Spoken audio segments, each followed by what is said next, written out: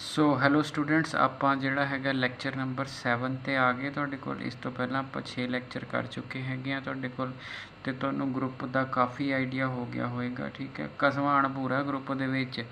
ਠੀਕ ਹੈ ਜੀ, 20 ਸਾਲ ਪੜ੍ਹਾਉਣ ਤੋਂ ਬਾਅਦ ਵੀ ਕੋਈ ਬੰਦਾ ਗਰੰਟੀ ਨਹੀਂ ਲੈਂਦਾ ਹੁੰਦਾ ਕਿ ਮੈਂ ਗਰੁੱਪ ਦਾ ਹਰੇਕ ਕੁਐਸਚਨ ਸੋਲਵ ਕਰ ਲੂँਗਾ। ਠੀਕ ਹੈ ਜੀ, ਕਿਉਂਕਿ ਮੈਮੋਰਾਈਜ਼ ਕਰਨ ਵਾਲਾ ਪਾਰਟ ਬਹੁਤ ਜ਼ਿਆਦਾ ਹੈ, ਖਿਆਲ ਰੱਖਣਾ ਪੈਂਦਾ ਕਿਹੜੀ ਚੀਜ਼ ਕਿੱਧਰ ਹੈ ਅਤੇ ਕਿਹੜੀ ਚੀਜ਼ ਕਿੱਧਰ ਹੈਗੀ ਹੈ। ਠੀਕ ਹੈ ਜੀ, ਸੋ ਕੁਛ ਕੁਐਸਚਨ ਸੋਲਵ ਕਰਦੇ ਹਾਂ ਜੀ, ਇੰਪੋਰਟੈਂਟ ਕੁਐਸਚਨਸ। ਠੀਕ ਹੈ, ਦੇਖ ਲੈਣਾ ਤੁਹਾਡੀ ਬੁੱਕ 'ਚ ਕਿੱਥੇ ਨੇ। ਸੋ ਕੁਐਸਚਨ ਨੰਬਰ 1 PU ਦੇ ਵਿੱਚ ਆਇਆ ਹੋਇਆ ਕੁਐਸਚਨ ਹੈ, ਤਾਂ ਜਿਹੜੇ ਆਏ ਹੋਏ ਆ ਉਹ ਸਾਰੇ ਵੈਰੀ ਇੰਪੋਰਟੈਂਟ ਹੁੰਦੇ ਆ। ਠੀਕ ਹੈ ਜੀ, ਕਹਿੰਦਾ show that in a group G the equation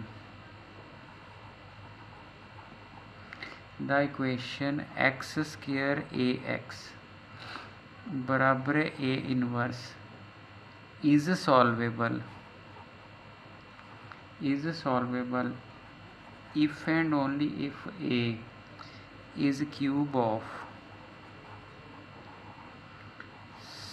some element in G। So paper च आया हुआ क्वेश्चन और तुसी देखो घसमान कितना ਤੁਹਾਡੇ पास। Prove that in a group G। ठीक है जी, किसी ग्रुप G विच इस इक्वेशन का सोल्यूशन माने x की वैल्यू लभी जा सकती है if a is cube of some element, अगर a किसी एलीमेंट का क्यूब होवे। और इफ़ एंड ओनली इफ का मतलब है दो केस पढ़ने ने। सो सोल्यूशन ठीक है जी, तो तुहाडे पास लेट आप कर लीए x square a x is solvable.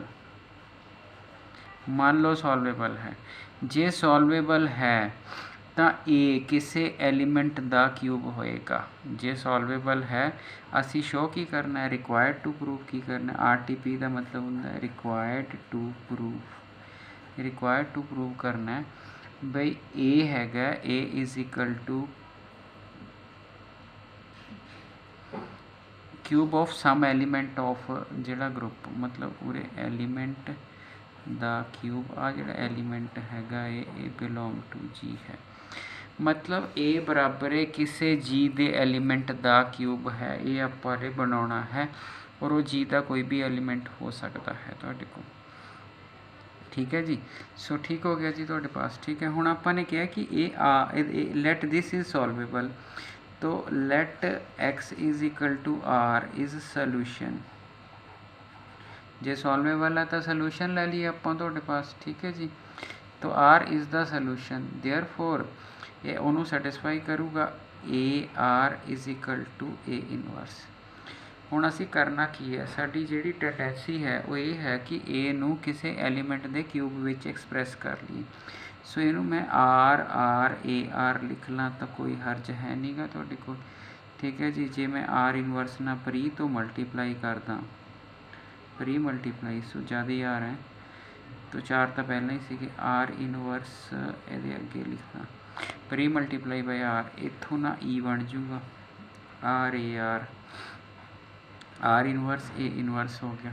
ठीक है, तो जोड़ा है तुहाडे कोल ई छड्डिया गया, सो आर बराबर है are inverse A inverse. Cube generate करना जी, जो मर्जी होवे तुहाडे कोल, उधरों ए ना मल्टीप्लाई कर लो। सो आर ए आर। ठीक है जी, मतलब आपां सिचुएशन किहड़ी ते पहुँच गए, r is equal to are inverse A inverse हो गया है ना। तो आर ए तो हो गया, तुसी हुण की करो, मैं गलत लिखता, आर है ना उरे। सो ए ना मल्टीप्लाई कर लो दोनों साइड तो, पोस्ट मल्टीप्लाइड बाय ए। जदों तुसी पोस्ट मल्टीप्लाइड बाय ए करोगे तो सिचुएशन किदां दी आ गई, सिचुएशन ये आ गई तुहाडे कोल आर ए, आ देखो आर ए दो बारी आ गया। ठीक है, वो बराबर है आर इनवर्स इत्थे ई आ जाऊगा। सो इदां दे हालात हो गए तुहाडे कोल। सो पेपर च आया हुआ क्वेश्चन है जी, मैनूं नहीं लगता जे जिन्हों आया होएगा जे उसने नहीं किया तो हो गया होएगा, मतलब ही नहीं तुहाडे कोल। So R A is equal to are inverse. ठीक है जी, तो जे मैं आर इनवर्स हटाना होवे, सो आर ए पूरे आर ना ही गुणा कर दो, ये ई बन जाएगा। So R A R A R. तो हुण ऐसे करो, इत्थे ए ना मल्टीप्लाई कर दो। सो इत्थे आर ए, इत्थे आर ए, इत्थे आर ए इंटू ई। सो ये बन गया आर ए का ही क्यूब आ गया ए। सो आर ए बिलोंग टू जी हैगा ही हैगा है, क्योंकि आर ਉਹਦਾ सोल्यूशन ਸੀਗਾ, प्रोडक्ट है दो चीज़ों की, वो तो हैगी भी हैगी है जी दे विच। ਇਹਦਾ मतलब उरे एक एलीमेंट आ गया कोई, तुसी एलीमेंट का क्यूब इज इक्वल टू ए आ गए। ये थोड़ा फस्ट पार्ट क्लीयर हो गया तुहाडे कोल, ठीक है जी। सो प्रैक्टिस पूरी रखनी है जी तुहाडे कोल। जिहड़े इदां दे क्वेश्चन होंदे ने सिर्फ याद ही करने होंदे भी किस तरह होने हैं। अदरवाइज जिहड़ा हैगा है सीधा सीधा हिसाब किताब नहीं हैगा भी तुसीं को वैल्यू लई ते फिल करती तो तुहाडा क्वेश्चन हो गया। नहीं, थोड़ा जिहा ध्यान नाल ही चलना पैना हैगा तुहाडे कोल, ठीक है जी। सो ये वाली चीज़ होगी जी। तो अगर आपां देखिए तुहाडे कोल एलीमेंट दा क्यूब इज इक्वल टू, हले तो दूसरा पार्ट पिया है। दूसरा पार्ट की हैगा तुहाडे कोल, मतलब a is cube of some element, a is cube of some element, ठीक है। सो मान लो ए किसी एलिमेंट का क्यूब है, एलिमेंट कोई भी ले लो तुसी, मान लो सी का क्यूब ले लेना, वो नहीं रिपीट करना, नवा किस है ना। ए इज़ एलिमेंट ऑफ आ वाली चीज़ है, ठीक है। तो वो शो की करना है, रिक्वायर्ड टू प्रूव की करना है, रिक्वायर्ड टू प्रूव करना है आ जी थोड़ी रकम है X square A x is solvable. तो X square A X is equal to A inverse is solvable. So इसनों आपां ने सॉल्वेबल शो करना है। तो ये सॉल्वेबल शो करना है, मतलब सिंपल जी गल है, ए इज जिहड़ा ए है तुहाडा, ठीक है, ਉਹਦੀ वैल्यू आ गिवन हो जाएगी। हुण ध्यान नाल रखना, जे तुसी इत्थे सी लिया तो एक्स की वैल्यू भी तुसी सी, हुण तुसी सिर्फ इन्ना देखना है बई ए की वैल्यू नूं मैं सी क्यूब मान ला उरे।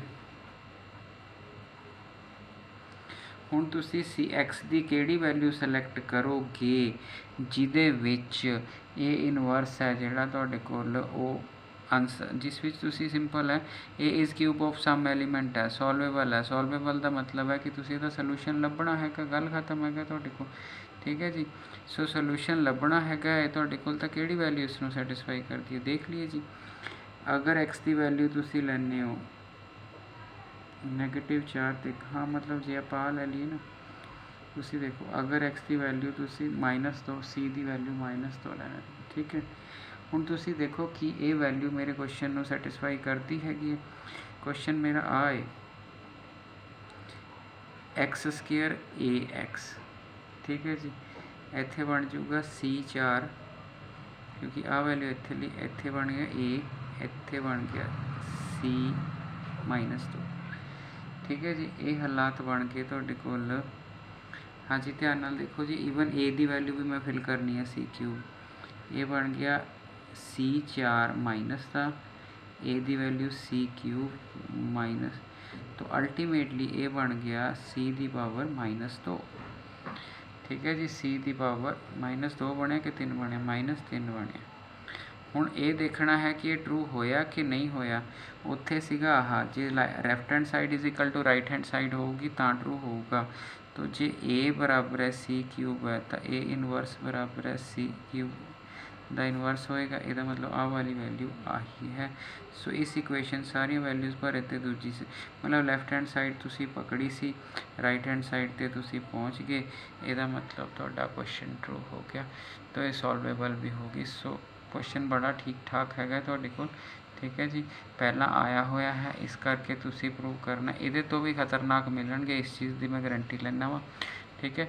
बट जिहड़े तुहानूं कापी ते करा दिते, तुहानूं बार बार ये कि अगर तुसी सारे समैसटरां चों सब तो खतरनाक समैसटर देखोगे ना तो सिर्फ 5वां है, ठीक है। 5वां हो जाता, 6वां भी एड्डी ज़्यादा दिक्कत नहीं क्रिएट करता। सो इस करके थोड़ा जिहा ख्याल रखना है, ठीक है जी। सो मेरे को क्वेश्चन है G is abelian group, ये भी वेरी इंपॉर्टेंट क्वेश्चन है। G is abelian group,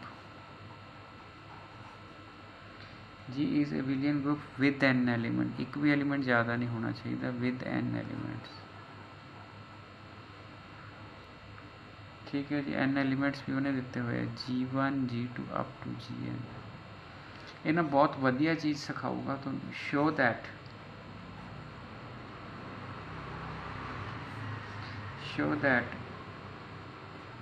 G1 G2 up to GN ਇਹਦੇ ਪ੍ਰੋਡਕਟ ਦਾ square is equal to identity. ਇਸ ਕੁਐਸਚਨ ਦੀ ਖਾਸੀਅਤ ਇਹ ਹੈ, ਜੇ ਕੁਐਸਚਨ ਤੁਹਾਡੇ ਮੂਹਰੇ ਸੋਲਵ ਵੀ ਪਿਆ ਹੋਵੇ ਤੇ ਤੁਹਾਨੂੰ ਰੀਜ਼ਨਿੰਗ ਨਾ ਕਰਨੀ ਆਉਂਦੀ ਹੋਵੇ ਤਾਂ 4 ਲਾਈਨਾਂ ਦਾ ਕੁਐਸਚਨ ਹੈ, ਤੁਸੀਂ 4 ਲਾਈਨਾਂ ਦਾ ਮਤਲਬ ਨਹੀਂ ਦੱਸ ਸਕਦੇ।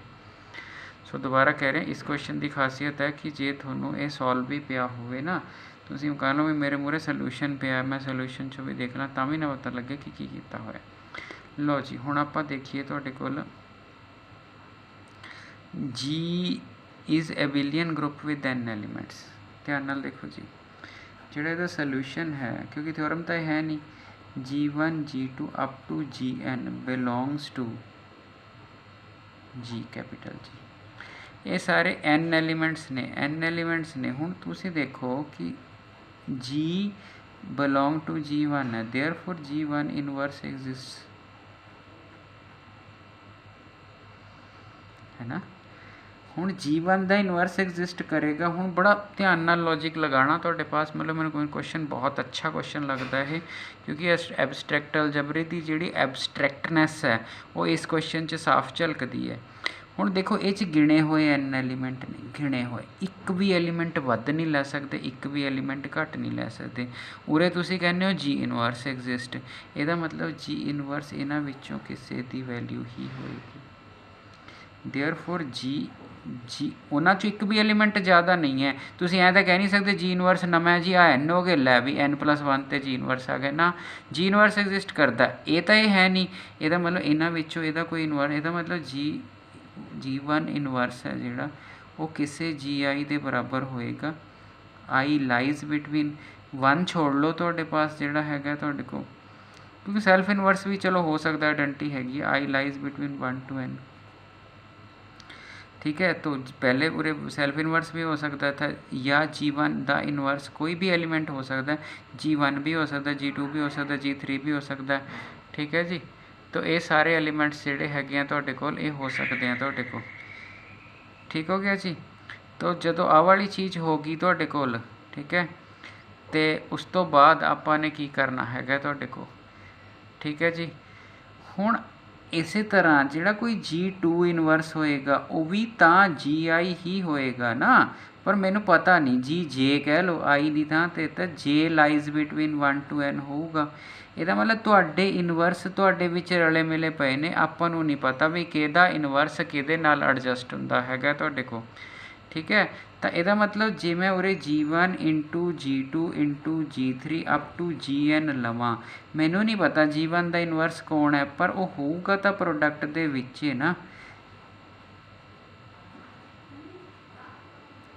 सो G1 G2 up to G inverse है, मैं नहीं क्लेम करता कि ਇਹਦਾ इनवर्स आ ही होएगा, पर ਜਿਹੜਾ भी होएगा वो 20 ਚੀਜ਼ਾਂ ਦਾ ਇਨਵਰਸ ਹੈ, 20 ਹੀ ਚੀਜ਼ਾਂ ਨੇ, ਇਹਦਾ ਮਤਲਬ ਅੱਧੇ ਇੱਕ ਦੂਜੇ ਦੇ ਇਨਵਰਸ ਨੇ ਤਾਂ ਹੀ ਬਣਨਗੀਆਂ, n ਚੀਜ਼ਾਂ ਹੈ ਤਾਂ n ਬਣਨਗੀਆਂ। ਸੋ ਇਹ ਵਾਲੀ ਚੀਜ਼ ਇੱਥੇ ਨੋਟ ਇਟ ਕਰ ਲਓ।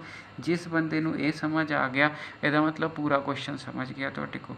ठीक हो गया जी। सो आ वाली चीज़ होगी तो रिवर्सल ला की कहता भी G1 Gn-1 उल्टा करके ना ये सारे का इनवर्स उपर पा दो, तो आ वाली चीज़ होगी जी। सो G1 G2 up to Gn है जोड़ा प्रोडक्ट मैंने सिंगल एलीमेंट हो गया हुण ये, तो सिंगल एलीमेंट अपने ही इनवर्स है, तुसी सैल्फ इनवर्स हो तो फिर इस तरफ दोनों की प्रोडक्ट हो जाएगी तुहाडे कोल जिहड़ा है, मतलब रिवर्सल ला लगा दिता, रिवर्सल ला लगा के आ कर दिता। उस तो बाद G इज़ एबिलियन सी, एबिलियन फिर इसनूं G1 G2 up to Gn लिख दिता तो ओदी माइनस पा दी तुहाडे कोल। ठीक है, सो G1 G2 up to Gn लिख दिता। सो ये जिहड़ा G1 G2 up to Gn है ये G का एलीमेंट है। अगर A बराबर A इनवर्स होवे तो तुहानूं पता है भी A स्केयर बराबर E हुंदा, कारण तुसी A नाल मल्टीप्लाई कर लेना दोनों पासे, तो A स्केयर बराबर E हो जाऊगा। तो यदा मतलब अगले स्टैप विच मैं इसनूं लिख ला G1 G2 up to Gn। ठीक है, ये वाला जिहड़ा हैगा ये तुहाडे कोल इहदा जिहड़ा स्केयर है वो बराबर E दे होएगा। सो ये मेरा क्वेश्चन सीगा तुहाडे कोल, बड़ा ठीक ठाक क्वेश्चन है जी तुहाडे पास, इस क्वेश्चन का ख्याल रखना हैगा, बहुत एलीगेंट क्वेश्चन है। लो जी, एक सौखा क्वेश्चन कर दिए तुहाडे कोल। ठीक है जी। सो क्वेश्चन नंबर 3 चो आप एक सौखा लै ली, वो की है, कहता let G be A group. So G एक ग्रुप ले लिया, if X inverse Y inverse तो X Y is equal to E है, ठीक है, for all X comma Y belong to G, then G is abelian. तुसी G नू abelian show करना है, ठीक है जी। So X inverse Y inverse x Y is equal to E, ठीक है जी। सो ये वाली चीज़ हैगी है तुहाडे कोल, सोल्यूशन दे रहा जी मैं।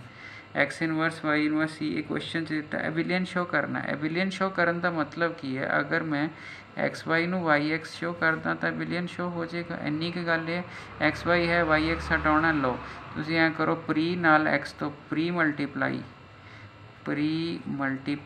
Bye x. सो एक्स ना प्री मल्टीप्लाई कर लो। सो ई प्री है, प्री मैंने पहला। सो ई ना तो कोई फर्क नहीं पैंदा, पर चलो सही लिखो। ਇਹਦਾ आंसर ई आ गया, ई वाई इनवर्स एक्स वाई, ਇਹਦਾ आंसर एक्स रह गया। ਹੁਣ वाई ना परों कर लें या इधरों ही कर लिए वाई ना, हाँ इधरों ही कर लेना। So Y inverse x Y is equal to आ, so premultiplied by Y. So जो वाई ना प्री मल्टीप्लाई करोगे वाई आगे आ जाएगा। सो ਇਹਦਾ आंसर ई आ जाएगा, ये वाई एक्स आ जाएगा। So X Y is equal to Y X तुहाडा आ गया, ठीक हो गया जी। सो ये वाली चीज़ तुहाडी बन गई जी तुहाडे कोल। सो ये रैलेटिवली ईजीयर क्वेश्चन सीगा तुहाडे कोल, ठीक हो गया जी। सो चलिए जी क्वेश्चन नंबर 4 ते अपने कोल। सो क्वेश्चन नंबर 4 जिहड़ा हैगा है वो कहंदा कि लैट जिहड़ा हैगा तुहाडे कोल,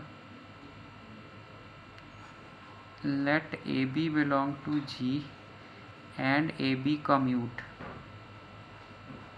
जी ग्रुप है। So A B belong to G then prove, तो तुसी प्रूव की करना है, A inverse comma B inverse also commute.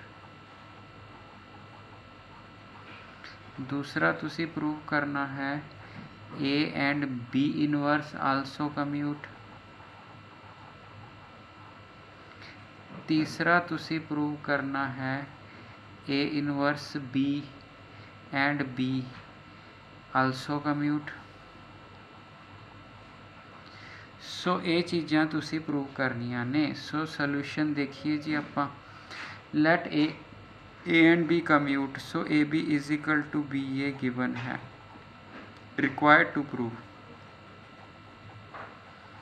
A inverse A नू कम्यूट करना। So A inverse B inverse is equal to B inverse A inverse, ये पहला part है। तो हुण असीं सिर्फ यही देखना भी मैं उन्होंने किद्दां बना सकदा वां तुहाडे कोल कम्यूट करवाउण लई। तो जिहड़ा मेरे पास ए इनवर्स बी इनवर्स हुंदा उन्हों मैं रिवर्सल ला ना बी ए दा इनवर्स लिख सकदा वां। हाँ जी, ये तो रिवर्सल ला हैगा ही है अपने को, रिवर्सल ला। सो इहदा मैं प्रूफ भी दिता जी पहले पिछले लैक्चरां च। तो इनू आपां इदां लिख सकते हैं। हुण वो कम्यूट करदा है ए बी, तो जे कम्यूट करदा तो इत्थे मैं ए बी भी लिख सकदा वां, ठीक है जी। जे मैं ए बी लिख सकदा मैं फिर रिवर्सल ला खोल दूँगा। तो ਇਹਦਾ मतलब ए इनवर्स बी इनवर्स बराबर बी इनवर्स ए इनवर्स आ गया। सो पहला पार्ट मेरा फिनिश हो गया जी। दूजे पार्ट की आपां गल करिए तुहाडे कोल, ठीक है। दूजे विच की है, उहदे विच भी A B is equal to B A given है। उहदे विच रिक्वायर्ड टू प्रूव की है, ए बी इनवर्स कम्यूट। तो A B inverse is equal to B inverse A मैं रिक्वायर्ड टू प्रूव करना है। जब तक मैनू रिक्वायर्ड टू प्रूव नहीं ना समझ आएगा उदों तक मैं अगे चले नहीं सकता तुहाडे कोल, ठीक है जी। So A B inverse is equal to A inverse जिहड़ा बी इनवर्स ए वाली चीज़ हैगी है तुहाडे कोल, ठीक है। सो अगर आपां इस चीज़ नूं ध्यान नाल देखिए तुहाडे कोल, तां जो शुरू है मैनू चाहिए ए बी इनवर्स, है ना। तो ए बी इनवर्स लिए की हैगा तुहाडे कोल, चलो आपां इहनूं भी सोल्यूशन दईए तुहाडे कोल। सो जदों मेरे पास A B is equal to B A लिखिया होया हैगा है, तो मैं प्री मल्टीप्लाई, ठीक है जी, प्री मल्टीप्लाई मैंने तुसी आगे लिखोगे। सो प्री मल्टीप्लाई मैं बी नाल कर दी। सो इत्थे बी होएगा जी, इत्थे ए होएगा। So A B inverse A B is equal to A ही रह गया, ठीक है जी। हुण तुसी देखो भी तुसी चाहुंदे की हो, तुसी चाहते सी A B inverse equal to B inverse A. तो ए तो थोड़ा आई बैठा है, बी इनवर्स मैंने बी ये आगे तो आ जाए तुहाडे कोल, ते जे आगे तो आ जाए तो उस साइड तो सैट नहीं होना, तो बी इनवर्स। तो यदा मतलब तुसी हुण पोस्ट मल्टीप्लाई कर लो, तुहाडे कोल आराम नाल आ जाएगा। जे तुसी post multiplication by b inverse करते हो है ना, तो b inverse A B inverse बराबर है ए बी इनवर्स, इन्हें ई बन जाना है। So B inverse A B inverse, तो जो शो दैट है उस देखो की है बी इनवर्स ए बराबर ए बी इनवर्स, अगे पिछे तो कोई फर्क नहीं होंदा, मतलब और पा के तुसीं इहनूं एवें भी लिख सकते हो। ठीक है जी। सो तीसरा पोर्शन, तीसरे पोर्शन च भी A B is equal to B A given है, A B is equal to B A given है। Required to prove A inverse B बराबर है बी ए इनवर्स। सो ए दा इनवर्स चाहिदा है तुहानूं, तो पहले ना मैं ए इनवर्स नाल ही इनू प्री तो मल्टीप्लाई कर देना। इधरों ए इनवर्स खादा गया जी, सो इत्थे बी रह गया, इत्थे ए इनवर्स, इत्थे बी ए। शो दैट देखो की करना है, ए इनवर्स मुरे चाहिए, इत्थे पाऊँगा तो गड़बड़ हो जाएगी, इधरों कटते हैं आप। सो आप post multiply by A inverse करते हैं। सो बी ए इनवर्स आ गया, A inverse B A inverse, A I बन गया।